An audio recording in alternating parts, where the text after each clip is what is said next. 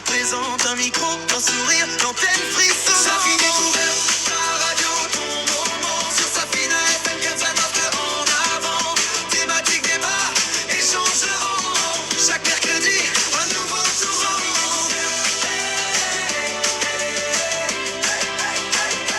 Safina découverte.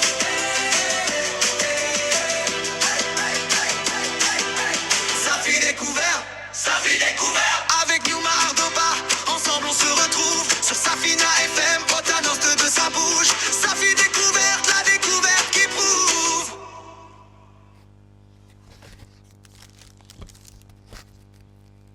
Safina découverte. Safina découverte. Sur Safina FM, on partage, on s'élève. Safina découverte, on révèle les talents. Entrepreneurs, culture, projets inspirants. Tous les mercredis midi à 13, on se rassemble. Avec Yuma Ardoba,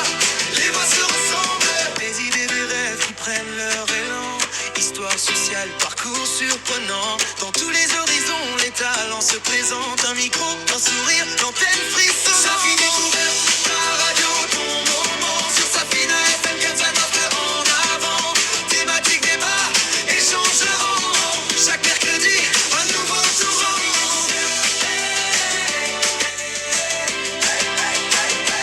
Safina découverte.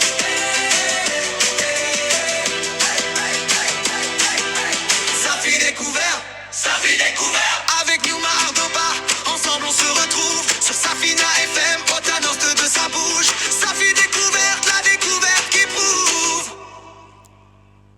L'éducation. Africa na leen jëmbat waaye environnement bi ñun ñoo ko moom nan ko. Africa na leen jëmbat waaye environnement bi ñun ñoo ko moom nan ko sellal. Sénégal na leen jëmbat waaye ndax ki bëgg sa réew jëm koo sellal mooy naatange. Africa na leen jëmbat waaye salaamaaleykum wa rahmatullahi taala wa barakatu bandiraɓe hettoɓe Safina 98.2 ne jeeɓa men e plateforme uji men ɗi dañɗen ɗi fof machallah on mbiyama assalamu aleykum wa rahmatullahi taala wa barakatu en garti no kewɗen wadde ɗum saaha fof ɗo e studio El Hadji Oumar Foutiyou Tall gadden ɗo yimɓeɓe alhaaliji mum mbaɗi macci comme on dit ayi way pularɓe Ablaye après a wonnat kam nottan machallah kono mbiyeteni hande moom nous avons des invités vraiment spécial je dirais e ɗum noon sans plus tarder ma en garte mabɓe ɗumen yettade toon noon calminen bandiraɓe hettoɓe Safina foof e kuuɓal e calminal ɗin noon gadorɗen hen ceerno Hamidou Bane joom galle o kanko e ɓesgu makko e sukaɓe makko fof ɓe calminama ɓe juurama ɓe ñaganama moƴƴere Allah machallah ko noon kadi calminirten Baba Warga won o nawara auditeur uji ɗi foof nawaren hen kadi nen men Coumba Thiam nene men Coumba Kane nawanen hen kadi nene men Sahaba Diop nawanen hen bandiraɓe hettoɓe Safina ɓe foof e machallah e ɗum noon hande e émission men Safi découverte comme no kewɗen wadde ɗum saaha foof en jaɓɓoto ɗoyti yimɓe ɓe kalana en parcours mabɓe kalana en koɓe dillata ko e dow mum hande noon nous avons le plaisir de recevoir sur plateau invité ji ɗiɗi machallah rewɓe kadi batti hen goto Diallo et goto Bey Hadi Bey inchallah maw ar e présentation de l'autre côté inchallah j'espère que ma en dañ le président du mouvement Fouta Debout hande kamɓe ndendinen ɗo te studio El Hadji Oumar Foutiyou Tall kalen e on mouvement ko saabi mouvement o ko ummini mouvement o holko mouvement o yahata holko mouvement o holko woni fandare mum holko woni perspective mum ɗiɗi foof inchallahu taala ma en kaldu hen ɗo te studio El Hadji Oumar Foutiyou Tall laata Coumba ne waɗa installé o inchallah mi huccita e debbo jontaɗo Hadi Bey machallah mi salminma calmina rendo ngo wima bisimilla ma e Safina inchallah. Ewa assalamu aleykum Ñuma ma sœur salam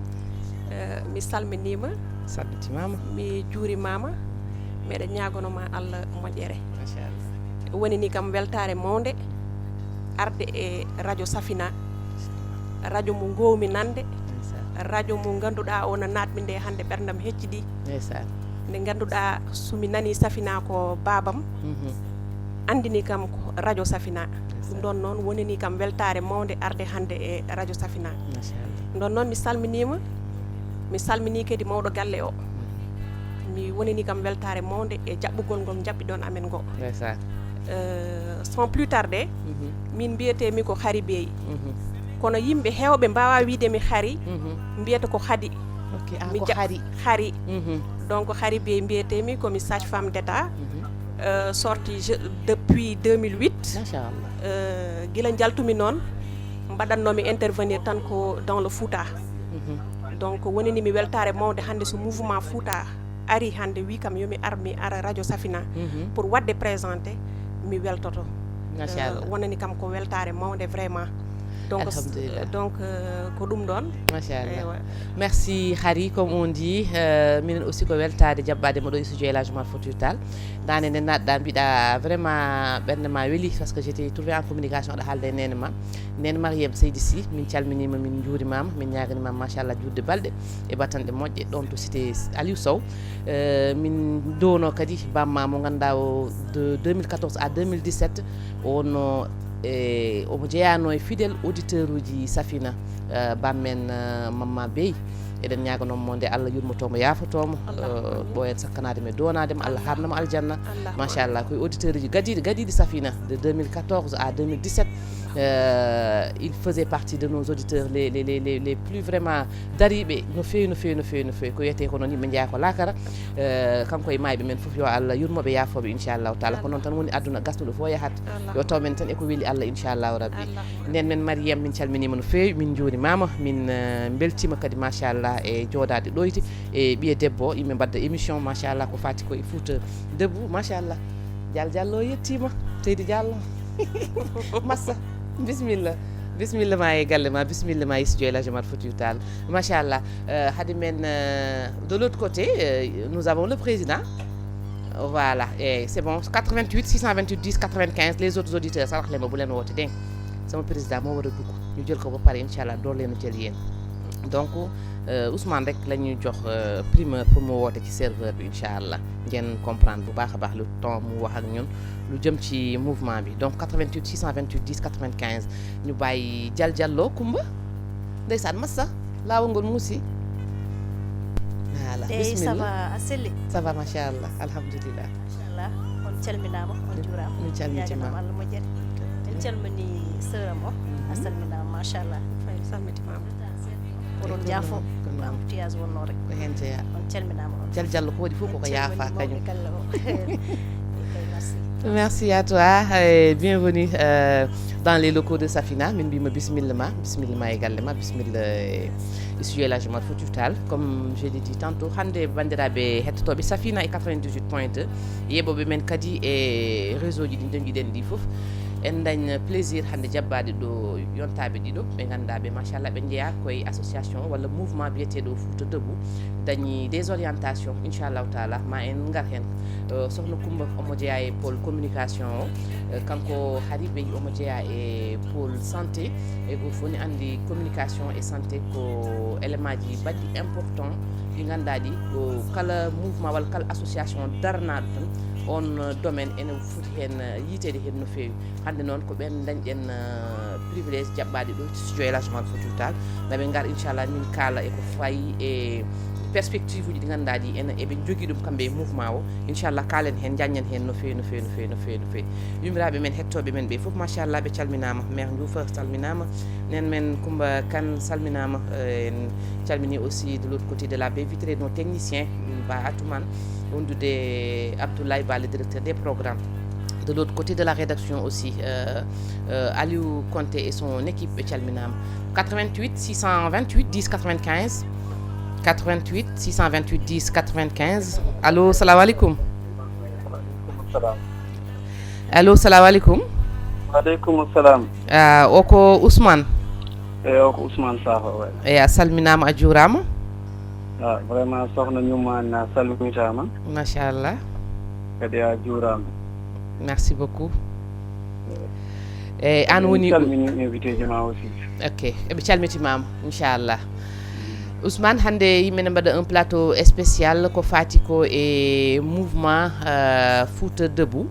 en tant que président holto initiative o ummi ha paari eyyi ko adi ko fof sohna ñummo ko yettude Allah e yettudema mais aussi e ñaganade radio Safina FM nde Allah nawrata ɗum yeeso allahumma amin nde tawno amin gandi oɗon o côté des populations kadi kon radio dariɗo wallodirde e sénégalais ji e kala kone ƴellita rendo men merci so ɗum ɓenni aussi mbeɗa salmina invité ji ma hono sohna Coumba Diallo debbo mo tatki gonɗo Dakar mais aussi mi salmina sohna Khady Bey mo ganduɗa min mbiyatamo ko Khady Bey kadi ko neɗɗo dariɗo e développement no sohna Coumba Diallo darini ɗum saabi min calminto min bismoɓe aussi e galle o so ɗum ɓenni ko weltare timmude min jogui e hande notitade nodda invitation Safina FM ko fate affaire rendo men hande ganduɗa waɗi dental manggal ɓiyetegal mouvement Fouta Debout pour un Sénégal uni et prospère allo oui on est à l'écoute ok mouvement o ko mouvement mo ganduɗa hande wona Fouta tan ummoni mais ko Sénégal no didorno ummoni no ko Sénégal no didorno ummoni ɗum tagui sa heeɗima inde nde nam a tawat mouvement o ko Fouta o sosa Fouta o jibina kono ko mouvement kuftodinɗo e nder Sénégal saabu ɗum addanimo wiyeede mouvement Fouta Debout pour un Sénégal uni et prospère ko adi ko fof ko yimɓe renduɓe miijo nam ndendi diwan ndendi sago mais aussi ndendi goƴa ok ko ɓooyi ko adi WhatsApp ne jibine ko yimɓe wownoɓe rendinde dowle mumen e darano population ji mumen e kala kono woni kono nawra ɗumen yeeso ok ɗum ko guilay gaynaka mum ndema mum awo mum fitiram gollago mum jangde mum santé mum eko way noon saabu mouvement ji kewɗi en darni ɗum enen e bandiraɓe ɓeɗo hande sosɓe fedde mouvement o koye mbaddi daranade rendo men ko adi nde goɗɗo ne walla men Allah waɗi noon e oɗo laamu keso garɗo allo oui on est à l'écoute e oɗo laamu keso garɗo joguiɗen teskuya mo ganduɗa yimɓe foof ceedimo ɗum wonde hande ken sénégalais ji gonɗi e nder Sénégal mais hettere men nde ne ɗeɓi yejjitede de woyi saabu goonga nde laamu warata nde enen en jeeyaka e lamminɓeɓe nde walla heewɓe men ngalano e mabɓe kono hay seeɗa gonnoɗo e mabɓe en jiiɓe dokkaka gueɗe ɗeɓe kandi ɗe saabu aɗen jaggui wonko heewi hande ko wonduno e mabɓe tottaka gueɗe ɗe jagguɗen ɗe ane poti heɓde en jii ndeɓe cuuɓi nde ardiɓe ɗe heeɓe ɗum ɓuuri yaarude ko won banggueji enen ne gaccitɗen ɓe heen deƴuɗen gaccuɗen hay programme uji national état o programme de développement ji mabɓe kewɗi mbaɗa orienté dans d' autres secteurs et dans d' autres zones mbiɗen noon pourquoi pas enen ɓe ganduɗa ɓe hannde Allah waɗi enen ndendi rendo enen ndendi sago kadi ken darannoɓe hanki he canki wallidde diwan men e dente men yo en darno mouvement de développement ɓeeɗoɗen ɓiɓɓe fuutankoɓe ɓiɓɓe Sénégal e autour de l' essentiel beele ma en ndendu ndenten gonen gootum kaalden e poɗɗen ɓe haaldude beele men nanane kulen kerseɗen kormeɗen eyyi ndene joni noon vraiment fedde nde noddi kadi nde notama nde tawno hande fedde nde ko ɗo e jumde sosa holnde sosa depuis presque 1 an amin jewtida kono groupe WhatsApp o dari ko wonani taw lewru noon lebbi ɗiɗi pawɗi kono hande fedde nde nde waɗi yeehi e nder 7 département ɗi ganduɗa ɗi mbeɗa limtanmaɗi Dagana département de Podor département de Matam département de Bakel département de Kanel Ranérou e Linguére ha Labgarnaɓe naati dans un premier temps mbiɗen ko cuɓoɗen les leaders les porteurs d'opinion les agents de développement CRMɓe men ɓen hande naati kadi amin jaɓɓo woɗɓe hande fedde nde nde waɗi fedde temedde limtinɓe dariɓe wonɓe hen kadi CRMɓe ɓe jaɓɓori men ko hande andude wiide yontinde dental ngal woodata beele ma en totta gueɗal men no hannirta ni saabu sen ƴeewi hande Fouta laaɓi men hande godani sen ƴeewi aynaɓe men ballaka remoɓe men ne jogui caɗele awoɓe men ko noon ndiyemeje ne manki un peu partout sa ƴeewi hannde école aji men kono yimɓe miijorto tan mbaɗirta taw neɗɗo ne sikka waɗani ne wuro école taw mbaɗanɗa ɗum ko droit mum mais dogna ɗum hakke duuɓi capannayyi capanɗe joyyi mbanna ɗum écolel kadi jiiɗa yorew caggal ma foɓɓa mbiɗen noon yonti enen ne hankanti les opérateurs économiques les religieux les leaders d'opinion yimɓe ndenta non cadre yimɓe ndenta darna mouvement Fouta Debout pour un Sénégal uni et prospère eyyi ɗum saabi vraiment min belti e notitade e noddago radio ngo machallah kadi min jogui jikke e yakar wonde vraiment kamɓe ɓeeɗo ɗiɗo arɓe toon ko des acteurs de développement kanko Coumba Diallo o ko ganduɗo développement e fannuji kewɗi jeeri ndi ha waalo ngo ha e dow tali o kanko sohna Khary Bey kadi koye pôle de santé o woni kadi ko sage-femme gonnoɗo région de Matam woni région département de Podor woni kadi Ndioum e ko taari ɗum e kala mouvement ji développement ɗi ɓen cosno guilay social baɗetenoɗo guilay haareji hôpital uji men ko way noon kamɓe ɓen ɗon amin ndendanno jolle baɗe noon dal kadi ko noon yaari ha Fouta o e nokkuji kewɗe nder Sénégal kawri ɓen mbaɗi composé le mouvement mbaɗi mouvement de développement daraniɗo Fouta gam hollidde laamu e le président de la république goƴaji Fouta hannde ko ɗum ɗo Seydi Ousmane en jii ko faate men nous avons beaucoup de mouvements nous avons beaucoup d'associations an Fouta Debout o hol particularité dañi walla foti dañde poɗɗo wawde tahde yimɓe fof mbaɗa massifier le nécessaire pour ɓe ngar ɓe jeyte hen hol particularité o dañi particularité o ko hande Fouta Debout ko mouvement mo ganduɗa o riwtani wutte hay wutte goto politique aɗa wawi jeeyede APR aɗa wawi jeeyede PDS aɗa wawi jeeyede PASTEF aɗa wawi jeeyede banggue goɗɗo fof ɗo mbawɗa jeeyede aɗa wawi wonde société civile taw hande aɗa yi hoorema ka ɓiɗɗo leydi ndi aɗa foti arde tawta mouvement développement golloɗoɗen ndenden parti goto woni le mouvement Fouta Debout pour un Sénégal uni et prospère hande ɗum particularité on ɗon addani men ɓeeɗo ɓe lumtum ɓe fof nani nder mouvement o société civile nani hen immigré ji men nani hen haaliyankoɓe men hen seeremɓe men nani hen des actes politique nani nder hen kadi wutte mo ndenduɗen o ko yon ndendu daroɗoɗen ndenden dañen doole beele men ani dañi hulede korme ɗen pecce ɗen kadi gueɗal men taweɗen keeɓa ɗum no hannirta ni donc somin nanimo c'est un mouvement apolitique kono eɗen mbawi ɗum jaggo c'est un mouvement citoyen de développement politique de développement baɗowo politique de développement noon alamo ronki liggodirde alamo ronki wallodirde alamo ronki hollidde goƴa men enen woni politique men tan ko bawɗo wallidde men kono ƴellita rendo men e fannuji ɗiɗo ɗi kalmi ɗi foof joni min nanima nane ɓe haalama mbiɗa ko puɗɗi ɗon ko peut être wadde des démarches ça fait bientôt 1 à 2 mois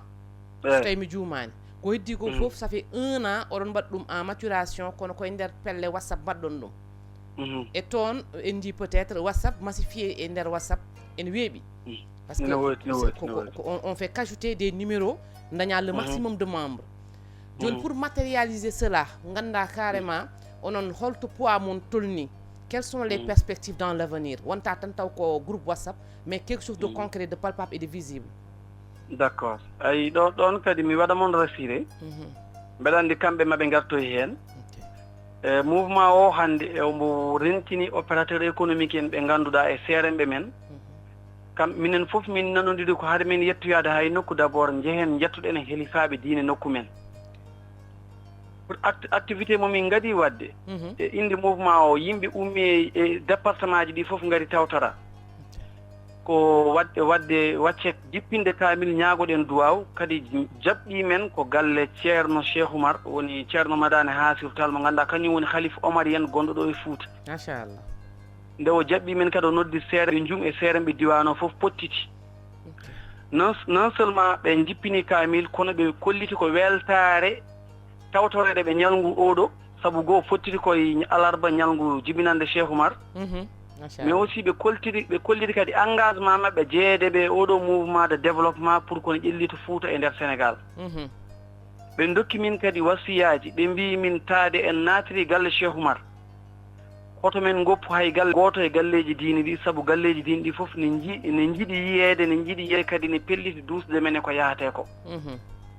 ɗum saabi min jeehi min invitama e ziar ceerno Yaya Bari Chatol délégation kadi umme ɗiɗo département ji yeehi notoyi khalife o nde jettiɗen nde khalife o kadi jaɓɓima men waɗi présenté mouvement o e nder ziyara o kadi e nder occasion ɗo joddinɗen kadi en dañi wadde rencontré le ministre de la santé et le ministre des forces armées kadi ɓe mbaɗama présenté mouvement o hay kamɓe ɓe kolliti weltare mabɓe e vision e démarche mouvement o jogui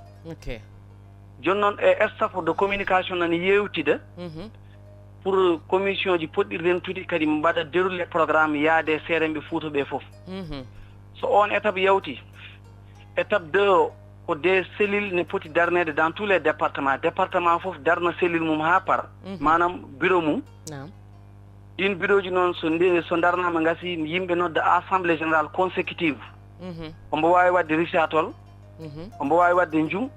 ombo wawi wadde Wourossogui walla Matam ombo wawi wadde Kanel walla Bakel walla Ranérou saabu jiɗɗen wadde mbo koye nder guure symbolique walla Fanayi walla Takki walla Nammarel walla banggue goɗɗo taw so wiyama tan ko ɗo waɗa ɗo woni lancement assemblée générale consécutive o taw yimɓe wonɓe hen ɓe fof ne gara pottita ɗon kadi presse o nodde mais aussi yimɓe ɓe kadi kollite jaɓɓal ngal riwtani hay goto mais eɗen jetta Allah kadi eɗen jetto population ji men joguiɓe ɓe yakar e mouvement o saabu ko ɓooyani ko son ƴeewi réseaux sociaux e téléji kewɗi jaltini ɗum tout à fait hande dental manggal renti wuro no wiye Kahil wuro ceerno ɓe kolliti depuis duuɓi 6 aɓe jogui caɗele ndiyam e courant ɗum waɗi gandu mon mi sah nak e yo ɓe kolliti aɓe jiiɗi rentude kadi ala ɗo ɓe jogui yakar sona rendude Fouta Debout jaɓɓal beele maɓe nane ɓe keɗe ɓe mbaɗɗane koɓe jiiɗi ko nde Allah waɗi mouvement o haalna ɗum mouvement o kadi neli délégué ji ummiɗe 7 département ɗi foof yimɓe jaade presse tawoyi wuro ngo tawi ɗon almami wuro ngo tawi ɗon almami Diara Jeeri tawi ɗon almameɓe 5 guure taariɗe ɗe tawi ɗon chef de village uji 5 guure taariɗe ɗe tawi ɗon kadi population ji ɗi saabu ko injustice sociale woni ɗon tawɗen ɗon ko forage mo ganduɗa mahama ha waɗa réceptionné manam réceptionné firti mahama ha yamirama hanti gasi timmi te forage o aɗa yiya ombo dari dow te ko robinet gotel woni less guure 5 ɗe foof garat ndenta ɗon ƴooga te pourtant guure 5 ɗe foof moni wuuro foof foti ko waɗanede tiwo mum ummo e forage o tawoyma wuuro ma so tawima wuuro ma galle foof jiɗɗo fooɗa robine mum nanne nder galle mum nde min gari nde min ji nattima Hamnele Mamoudou en jaltine téléji haalama e journal uji mais aussi en bindi lettre jaaɗo e ministére uji ɗi lettre kadi jaaɗo e table président de la république hollidde mbo hannde ngal ɗo dongal natti wonde dongal wuro Kahil ceerno mais ko dongal mouvement Fouta Debout daraniɗo kala kone nawra rendo men yeeso te min ndew ɗum so Allah jaaɓi ha ko jiɗɗen ko wona saabu koɓe sénégalais ji eɗen kandi hen eɗen poti ɗum wadnede ɗum ko gueɗel ɗimmel ngel hande en ji e nder wuro ngo hango hawri ango ñiɓa potoji lampe hakke duuɓi ɗiɗi potoji ɗi daari potoji ɗi koɗi décor tan koɗi puntirɗi wona courant koko darna tan ne daari mais ala hay fil goto jokkaɗo hen ala hay fil goto jokkaɗo hen te ɗum ne yaaji wona toon tan ko guure ɗe presque ɗum saabi ɓe mbi wonde aɓe jiiɗi ɗum ɗon foof kolliten ɗum autorité ji ɗi beele maɓe darana min hen kadi ɓe kollite wonde en kaɓɓani tekke boɗeje en kaɓaka en ɗugdaka kono kolliten ko goƴa men beele ma ɗum yiye no hannirta ni hande ɗo gonɗen en dañi kadi noddago koreji men dimatnaɓe e pont mo ganduɗa waɗama appel d'offre ɓuuri duuɓi 5 pont mo ganduɗa so ɗon joktama hande ko feccere Sénégal joktorto ɗon ndema ɓeydo gaynaka ɓeydo awo ɓeydo développement ara mais ndene joni hay hunde waɗaka te eɗen jaggi so tawi kadi commission ɗi jooɗima ma toon huccani kañum ko takki ɗum ko noon ganniɗen yarude Fouta o ha hawra mais aussi e Sénégal kala ɗo jiiɗen eɗen poti hen darade ko noon gandirɗen darade hen monsieur le président holko woni message ma final e sénégalais ɗi foof e kuuɓal comme no mbirɗa ni certes ko mouvement Fouta Debout mais pour un Sénégal uni et prospère holko woni message ma mo ganduɗa o kañum mbatta lancé pour que sénégalais foof yito hoore mum e mouvement o wawa arde waɗa adhéré en tout cas message mo mbaɗanmi lancé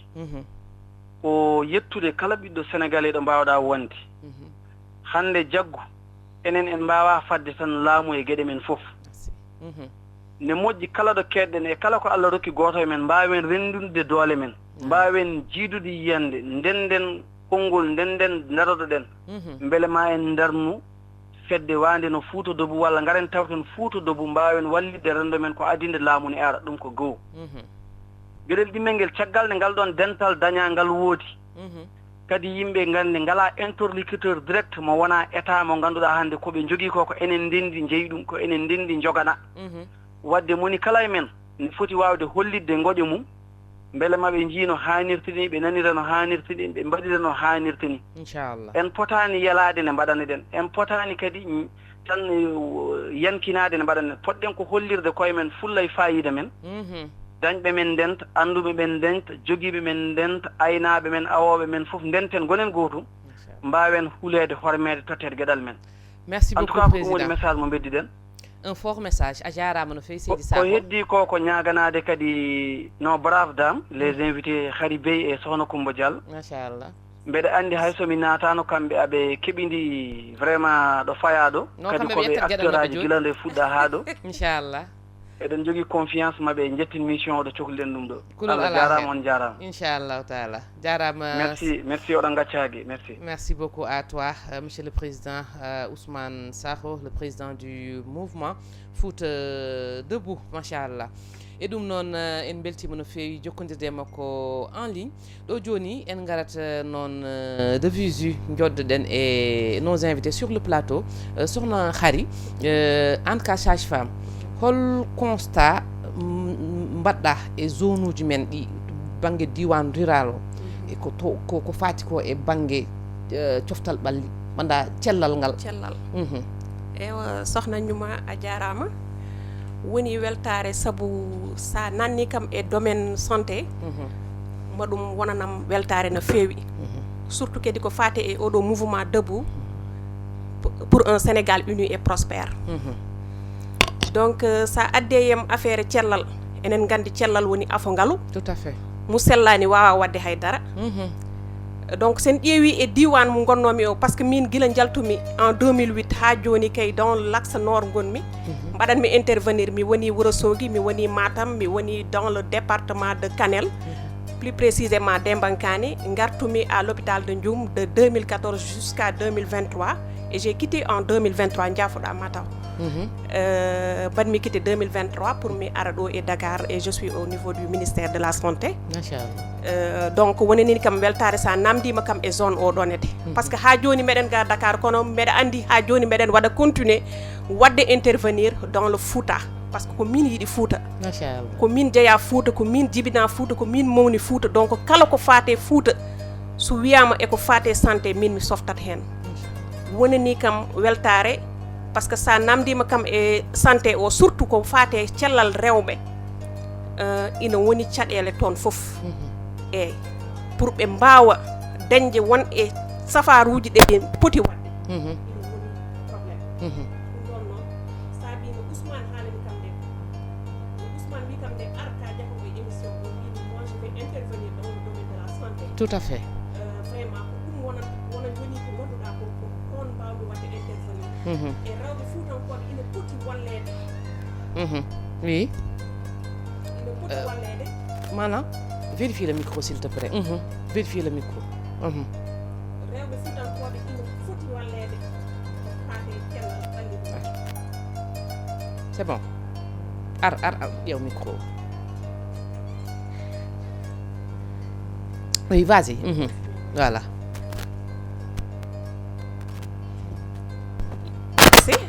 merci eɓe poti wallede par ce que sa ƴeewi Fouta wona axe goudron o tan waalo ngo e jeeri ndi hande pour ɓe ngara ɓe mbawa safrade ma ɓe mbaɗa des kilomètres et des kilomètres donc ina moƴƴi qu'on relève le plateau technique manam kala teɓe neɓe gummi ɓe ngari eɓe cafro ɓe tawa toon safroɓeɓe ɓe daña keɓe jiiɗi ko ɓe mbaɗane le paquet de soins qu'il faut ɗum waɗi chaque fois min si c'est la sensibilisation par rapport aux femmes de Fouta foof mbimi noon hay jeeri e waalo nder dimat nder maaje ɗe nder nguron neɗɗo foof ko sénégalais hande kala sénégalais hande ina foti so yiɗi tu as droit à la santé par ce que ko cellal woni afongal tout à fait ɗum ɗon noon sa namdima kam toon e ɗum wonata kam weltare ɓe mbaɗe sensibiliser ɓe ganda Fouta hande kay Sénégal jeeya tout au fond on ne foti hande so ummima ina safro wawa dañde le paquet de soins mo sohli o voilà machallah dañde soins mo sohli o est ce que dans l'avenir on association mo jiyannomi ene wiye ASFO normalement foti andude ɗum action sanitaire pour le Fouta kamɓene mbiɗa yiya le plus souvent e mbaɗa des mouvements des caravanes ɓe naata nder Fouta bundi Fouta est ce que y a des perspectives pour que ƴewon wadde associé o e kamɓe ɓe mballa on par ce que dans le domaine de la santé wonɓe toon fof c'est de grands messieurs qui sont là-bas si. Est ce que y a des perspectives pour que dans l'avenir mbaɗon collaborer pour walla mon si ASFO oɗon mo mbiyata min je suis dedans parce que chaque fois min mbaɗat des caravanes min jaha tout au fond avec l'appui de docteur Ousmane Thiam qui est maintenant un professeur ko mo ganduɗa o min mbaɗimo félicité hande so rewɓe hande dañi safrade dañi daranade koye mumen hande ina daña cuusal par ce que enen fof enen gandi Haalpulaar wona neɗɗo mo ganduɗa o ko bawɗo ko cuusɗo yaade hôpital ina hollita hen sahaji wone ñabbuli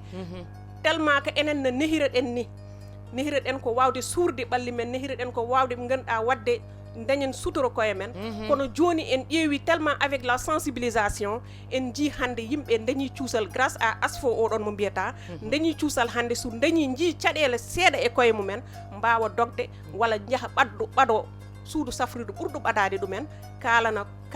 cafrowo mbiyaɓe ko ɗum ɗo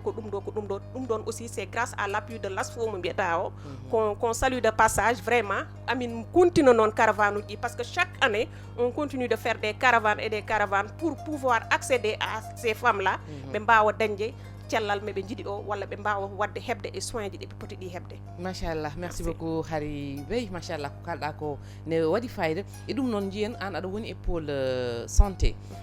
holko Fouta Debout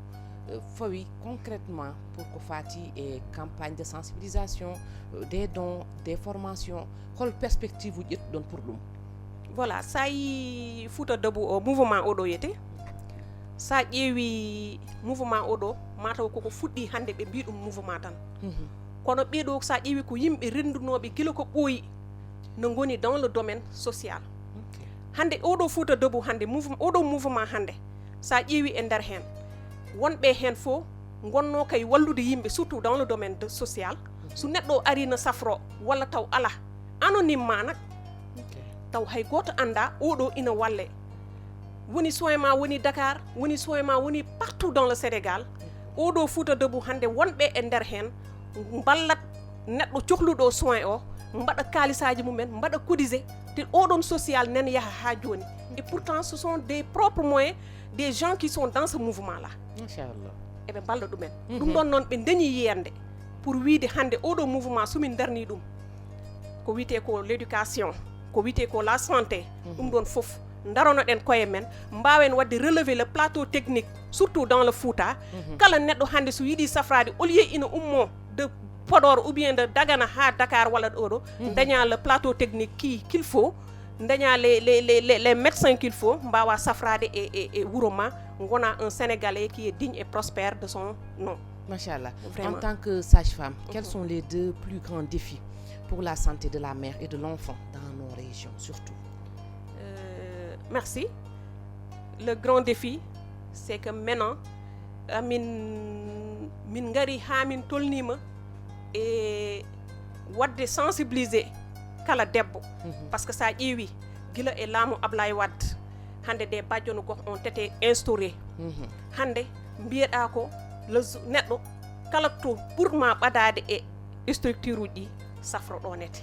hande des bajjonu gox waɗama des AIC waɗama e koñuji ɗi hande neɗɗo sa jooɗima a yi en tant que un bajjan a rokkama formation a rokkama des signes ɗi ganduɗa ɗi sa yi neɗɗo aɗa jogui cuusal arde ɓadade ɗum wawde nawde ɗum yaha e suudu safrudu te sa ƴeewi ha ƴeewi ɗeɗo maydeeli rewɓe jibinoɓe ustima sa ƴeewi ha ƴeewi hande ko fate surtout les maladies non transmissibles hande parce que sen ƴeewi hande min hande meɗen au niveau du ministère de la santé je suis plus précisément au bureau des maladies non transmissibles bureau cancer bureau cardiovasculaire bureau HTA et sa ƴeewi hande maydeeli kewɗi ɗi que ce sont des maladies non transmissibles les tueurs silencieux qui sont là en train de faire des ravages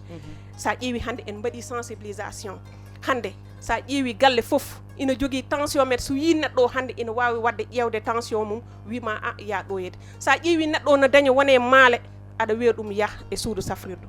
donc ce sont des défis la sensibilisation qui est là qui est partout yimɓe mbawa haalande yimɓe nani kadi gandi ko ɓuuri hen welde yimɓe nani gandi hande kala neɗɗo hande ina andi hande meɗo foti yaade surtout e rewɓe ɓe surtout min sage femme o hande debbo fof ina andi hitande fof walla debbo dañɗo duuɓi 25 ha 60 aɗa foti ƴewtade hande demal jibinirgol ma aɗa foti wadde duuɓi ɗiɗi fof jaaha ƴewtoɗa enɗi ma hitande fof aɗa foti ɓaɗade docteur ƴewanma enɗi ma kala no jiiɗa an ello ha parɗa aɗa foti wawde membanade hoorema kala ko jiiɗa ka famani ɓaɗoɗa suudu safrirdu aɗa ƴeewa kadi sa waɗi hande ko wiyete ko hande test o ƴeewa hande ko fate demal jibinirgol ngol sa yi hen ko ka famani te ko ɓuuri hen welde oɗo ñuma woni ko hande ɗiɗo ñabbuli ɗi mbaɗmi cité surtout dans le domaine du cancer koko sellata sa ummima law noon sa ummima law ko hunde nde ganduɗa nde ina sella ɗum ɗon noon jafroɗa guila law ɗum ɗon noon sa ummima law tan waɗama voilà waɗama ƴettama en charge guila law rek ɗum sellat ɗum ɗon noon so woni pawgal ngal ganduɗa sellat ina weeli wadde sensibilisé tout à fait voilà c'est ça tout à fait donc sen naate nder santé o no heewi ko ganduɗa ko aɗa foti ɗum haalde dans le domaine de la santé taw vraiment a gasnata ɗum ɗon noon minen mouvement oɗo yede c'est pas une association c'est un mouvement qui regroupe dans les 7 départements comme Ousmane l'a si bien dit koko hawri département de Dagana nen hen département de Podor nen hen Ranérou Bakel Linguère Nayaji hande goto fof no jogui des représentants ɗi ganduɗa ɗi ce sont des leaders dariɓe hande mbiya il est temps ko min mbasa fadde état il est temps que min gummono koye amen ɓe ganda amin jogui hoorema tan eyyi wallu hoorema weeɓat waaw walludema weeɓat ɗum waɗi min gummi min mbaɗi créé oɗo mouvement o ce sont des personnes des leaders bayɗono hande docteur Abou Touré hande c'est un leader c'est un grand leader e woɗɓe waaɓe noon sans plus encore wasde haalde par ce que mi wawa haalde hande mi daro e émission oɗo yete mbeɗa waɗa oɗo émission mi naata ɗo c'est grâce à quelqu'un que je remercie de passage monsieur Ousmane Sakho qui se bat toujours pour l'intérêt général des populations machallah vraiment mbeɗa waɗi félicité Ousmane Sakho c'est quelqu'un mo ganduɗa o waɗa jawdi mum waɗa kalis mum waɗa warñede mum yejjiti famille mum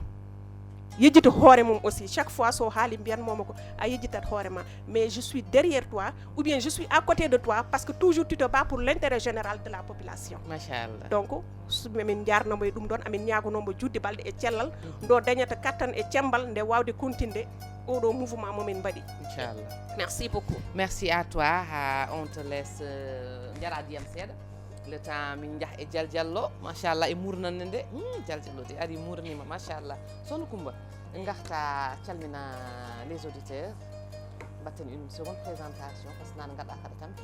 voilà mi natti mbatten présentation après natten e bundu yewtere nde inchallah bisimilla ma on calminama aleykum salam ƴetti calminaji fawiɗum e jungo ma an wontiɓe ma foof calminatimama en calmini hoorejo leydi o e hilifaɓe men tiina e hilifaɓe men aadaji eɓe calmini ɗumen ɓe foof en calmini kadi caggal Allah e nelaɗo mum jignaɓe men Coumba Diallo jeeyaɗo Tatki Boy Seydi Diallo jeeri an foye wasde yettode a salminama a wiyama kadi bisimilla ma e radio Safina aɗa jeeya e mouvement Fouta Debout et ɗum aɗa jeeya e pôle communication on peut avoir n personne kamɓe fof koye communication ɓe goni e ɗum noon côté banggal communication en jii kala structure darnaɗo kala mouvement darnaɗo kala association darnaɗo so dañani pôle de communication moƴƴo gueɗɗe mbaɗat soohe comme on dit sur le plan communication mouvement o hol stratégie ƴetti pour toucher le maximum ko fati ko e sukaɓe ɓe e yummiraɓe ɓe e villageois uji dans le cadre général hol peɗɗoɗo peeje mbaɗɗon pour ɗum eyyi a salminama gongol ba ñamowo ñebbe ko en mbaɗat calminen Ousmane Sakho kam mbaɗɗo jiite mouvement Fouta Debout en calmini ɗum par ce que ko waɗi ko ganduɗa ko kañum woni fof dal Fouta woni fof men enen gonga tigui te Fouta caɗele Fouta ina heewi sa o memi hen catal joni catal ngal ko catal bangi santé mais Fouta ina heewi probléme uji goddi Fouta debbo noon acca koko udditi dame mum uddanani ɗum hay goto ko Fouta foof en te en jii kadi bundi Fouta ndi wayno dow jeeri ko bange ndiyam eɓe tampi bange ndemri ndi aussi eɓe tampi bange koreji men yahoɓe ne egga ina jaaha ladde nde eɓe tampi hay koreji men addoɓe jawdi ina jeeyaɗo eɓe tampi a faami sabu sa woni ganduɗa an ka joguiɗo jawdi ma so yeehi ha ndungu gasi ka jamnowo hande ndungu fono artude aɗa andi ɗum ina muusi waddi kadi jamde ina ɓeyda foof sa rendini jawdi ma addi ga Dakar in Allah jarata wona kadi aɗa nawta aɗa yoɓa aller aɗa yoɓa retour ina muusi transport o ina muusi ɗum foof ko wonde ko ganduɗa eɗen goytuno ɗum Fuutankoɓe te Fouta debbo haɗani tan e nder Fouta kala ko takki Fouta ko taari ɗum Linguére Matam fof ala foof ɗo Fouta acci Fouta kam koko udditi dame mum pour foof en e eɗen ñaagui Allah noon o mouvement wonon mouvement mo ganduɗa enen fof en jiyat hen koye men saabu Fouta ha joni yiyani hoore mum eko waɗate ko e gueɗe ɗe Fouta yiyani hen hoore mum joni noon eɗen ñaagui Allah mouvement o yaara yeeso enen fof jiyen hen koye men te bange kadi ndema o kadi ina muusi an ndema mbaɗa récolté ha bona e juuɗe ma a wawa yeeyde ɗum te wona Fouta tan ko partout Sénégal koko foof sénégalais ɗi fo yimɓe foof ina guuri ɗum te eɗen gandi hande si ndema ittama e leydi ndema e gaynako e catal ngal o memi ngal santé so ittama e haydara heddatako e eɗen ñaagui noon Fouta debbo Allah no wawi safrana en gueɗe ɗe foof ndaxte ina muusi dal Fouta dal ko woni ko toon ina muusi on jii heccanke forage kolliraɗo o saho haali hen joni potoji tan waɗa toon robinet ina yarna fodde wuuro fongo noon ina muusi te wona toon tan ina heewe nder Fouta ganduɗa eɓe cohli ndiyam eɓe cohli ballal a faami ɗum noon addi mouvement Fouta debbo ko pour enen foof ballodiren eɗen noddi hen foof en kadi en uddani dame men kala garɗo ina jeeya e Fouta debbo machallah kala garɗo ina jeeya e Fouta debbo en jii sohna Coumba joni réseaux sociaux ɗi ene yaaji désinformation ene yaara comme pas possible no yawiri holno Fouta debbo waɗata communiquer pour unir et non pour diviser hol stratégie de com ƴettuɗon pour ɗum pour Fouta debbo koko haala joni ko faltaki hay goto Fouta debbo ko mbimami fof woni toon Fouta debbo koko rendini kala ko takki Fouta e ko taari ɗum fof koko rendini Fouta debbo koko rendini ɗum e joni noon eɗen mbaɗa lancé appel ganduɗa kala ganduɗa ko opérateur ko manam ko dillowo e banggue économie eɗen noddi ɗum hen opérateur économique uɗi fof dal oɗon ene nodda heɓe fof eɓe nodda hen saabu ko ganduɗa koko dari Fouta hande fof ko caɗele nan to caɗele ɗe sa haali ɗum sa limti ɗum gasata te kadi banggue eggoɓe men fulɓe men eggoɓe ina jaaha egga gona e ladde nde tawa guese parani ɓe jaaha ɓe naata e guese janani eɓe bonno eɓe mbadda e joomen guese en ɗum fof ina woni ko ganduɗa onon probléme uji poɗɗon réglude ine kewi de probléme uji ɗum taki mbimami mouvement Fouta debbo koko rendini fof rendini saabu ko caɗele ɗe nane no heewi no feewi eyi ɗum taki Fouta debbo en ñagoto Allah tan Allah waɗana en jaam e suturo no jiɗɗen Fouta debbo yetto toon saabu ina heewi caɗele sur le plan de la communication toujours côté massification holno jiɗɗon walla hol peeje pawɗon pour que jeune uji mbawa wadde adhéré e mouvement o hol stratégie ƴettuɗon min ƴettiɗi woni Fouta debbo ɗum foof soɓe naati e Fouta debbo o maɓe gandu ɗum saabu Fouta debbo accani mawɗo accani cukalel foof min berti juuɗe amen min gaccani mawɗo min gaccani cukalel foof min berti juuɗe amen il faut que ɓe ganda le mouvement existe quels sont les voies et moyens ɗi ganduɗa kañum pawɗon sur le plan communication ko mimami ko nane association mouvement kala mo wawi wonde so base de communication tiiɗani pour la réussite du programme walla du mouvement waɗete quelque chose wonata ko weeɓi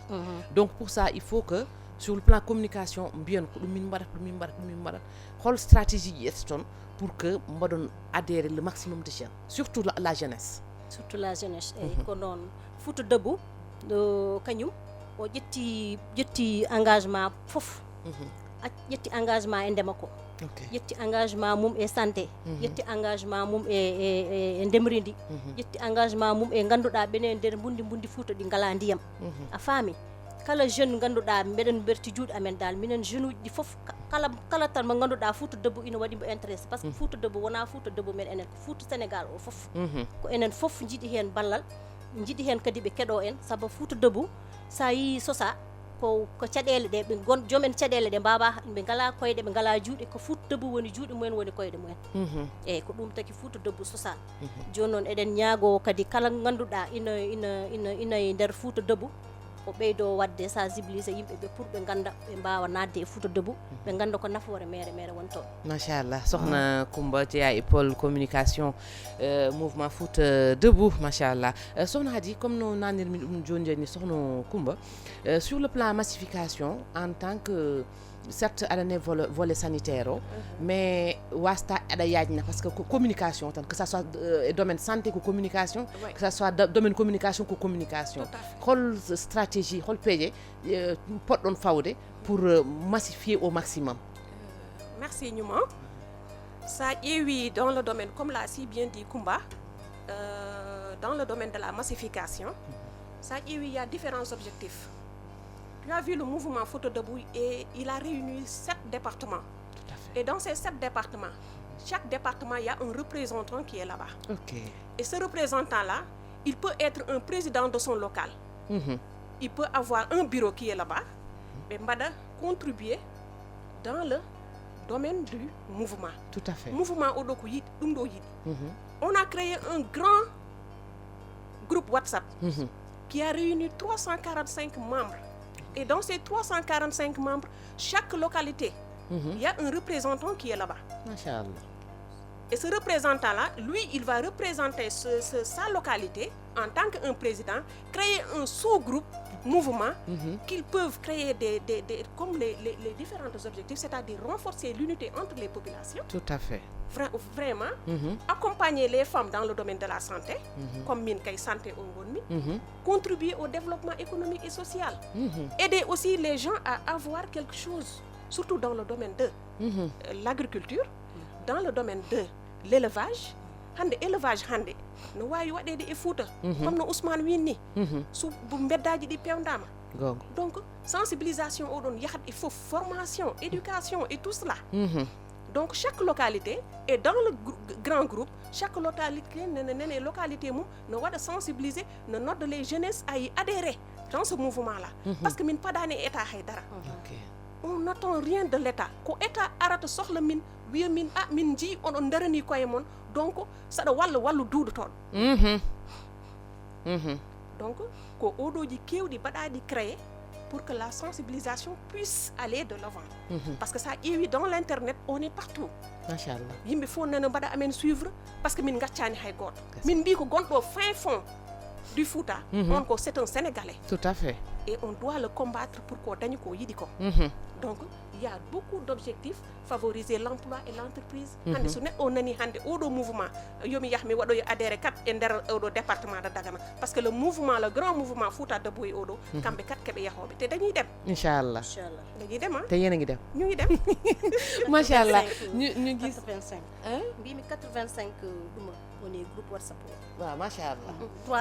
345 machallah et ɗum en jii machallah le programme établi en jii actuellement to banggue dowri debbo ɓuuri tampude hen hol programme Fouta Debout ƴetti spécifiquement pour les femmes rewɓe ɓe en gandi côté village rewɓe ɓe ɓuuri tampude hol peeje walla hol beral loho mbiyanmi mo ganduɗa o Fouta Debout en anni wadde ɗum dans le futur pour les femmes uniquement pour les femmes. Bon Fouta Debout manam sa ƴeewi boom mouvement oɗo ummini ko rewɓe ɓe par ce que kala ko debbo ala yahata gonga tigui hande oɗo mouvement o ummini ko rewɓe par ce que hande sa ari e galle goto oɗo mouvement o ƴeewa e galle oɗo ɓiɗɗo hande o liggaki mbeɗa jogui par exemple mi jogo ɓiɗɗo liggaki mouvement o daro wiya oɗo hande domaine waɗama ɗo créé komin waɗoɓe poulailler min ƴetti oɗo hande so dañi o addata ko yummako gonga donc mouvement il y a pas mal de programmes qui a été ficelé par rapport aux différentes foyers, c'est-à-dire les femmes. Dans le domaine de la santé, hande ɓeɗo nen gudditaneɗe ɗum ɗo yeyte mbaɗa oɗo poulailler ɓeɗo rewɓe hande ɓe gaddanama min darana ɓe machine meɓe gunirta gawri min gaddana ɓe machine cokkowo maaro walla ɓe codane maaro ɓeɗo jeeya. Il y a pas mal d'idées qui sont là, mais le programme va être ficelé, va être détaillé après la sortie de ces papiers. Parce que kala ko jiiɗa, il faut quelque chose de palpable. Il faut être régularisé d'abord. Voilà. Pouvoir aspirer à ses droits et ses devoirs. Mais pas mal d'objectifs qui sont là pour les femmes. Tu sais que ce mouvement-là, c'est pour les femmes. Alhamdulillah. Voilà. Machallah. Merci beaucoup, Sokhna Khary Bey. Sokhna Coumba, machallah, nous sommes au terme de l'émission. Hol erangu mbatta pour population ɓe ngara ɓe noto on e kala jiɗɗo arde kadi jeeyede e Fouta Debout holto rewata? Fouta Debout kala jiɗɗo bokkude e Fouta Debout ko porte mum uddaki, dame makko uddaki. Fouta Debout ko fof en wonani ɗo te eɗen erango kadi diaspora o sabu haalo pular mbi sa kuñeme dañ la deyi sabo eɗen gandi enen Fouta men ko ɓuri hewde nani hen caggaldi he ɗum no waɗi ɗumen intéressé kala hen noon jiiɗo Fouta Debout ino yonma sabu Fouta Debout ɓarake hay goto ɓaggake hay goto kala mbo arani tawto ɗum yata tawtoyma nden Fouta Debout kañum koko ummi tan pour sohla yimɓeɓe pour ko muusi yimɓeɓe ko enen hay probléme men toujours hay kayitaji men sukaɓe men ina waɗi caɗele sabu hande sa darima hande tribunal ɗa Podor audience foraine ne waɗe cikkata hay goto ala kayit e wuuro e Fouta a faami woni jettoje nan toon sa hande pour dañaɗo kayit ko probléme goo e am ɗum fof ina kadi ɓeydi kam e jallo pullo fof eyyi a faami ina muusidal a yiyat neɗɗo ya ha wona mawɗo killifa tawa hay kayit ala gonga wallahi a faami ɗum no woni caɗele toon a yiyat cukalel jangga ha fota wadde BFM walla fota wadde ɗuma tawa ala kayitaji wona to ina tardina ɗum fof ina muusi ene Fouta laabi ɗi kadi ina muusi ene Fouta saabu a waɗat évacué malade ma tatke jiiɗa addude ɗum Richard toon oto o waɗa guiro walla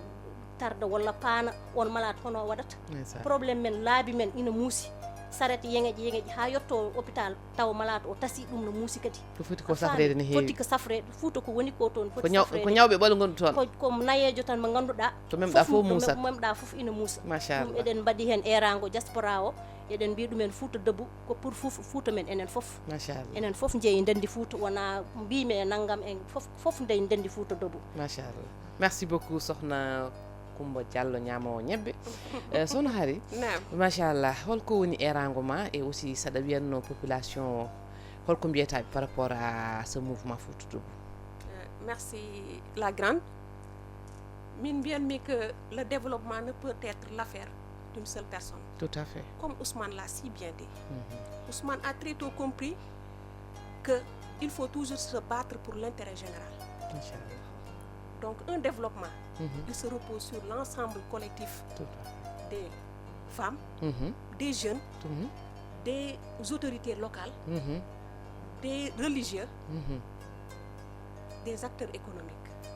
Surtout les acteurs économiques. Et toute la population. Donc ensemble, vraiment, nous pouvons construire un Fouta fort, debout, uni, prospère et aller de l'avant. Donc c'est ça mon message. Machallah. Vraiment, mi weltima no feewi. Minen ɓuri weltade. Un message très fort. Merci beaucoup. Machallah, merci beaucoup Sokhna.